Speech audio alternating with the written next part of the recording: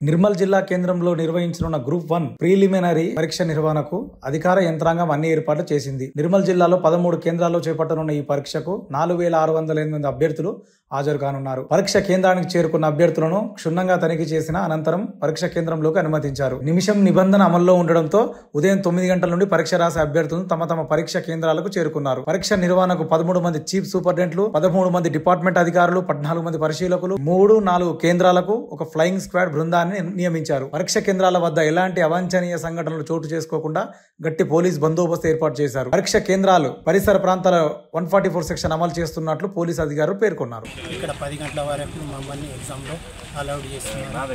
అలా లేకుంటే పోలీసులు వాళ్ళు బందోబస్తులు చేస్తున్నారు. ఫిజికల్ హ్యాండిక్యాప్ మరి ఇన్ని ఎగ్జామ్స్ రాసినా కూడా మాకు రావడం జరుగుతలేదు.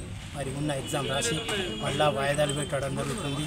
వారిని దీన్ని కొంచెం దృష్టికి పెట్టి మా వికలాంగుల మీద కానీ మా దృష్టిలో కానీ నేను నాకు ఫీవర్ వచ్చినా కూడా నేను దీన్ని కష్టపడి ఏదో ఆటో మాట్లాడుతున్నాను ఏదో ఈ దాకా వచ్చి పోలీసు వాళ్ళ సహాయం చేసి లోపలికి అలౌట్ చేస్తున్నారని చెప్పి మీ అందరికీ నా యొక్క నమస్కారం.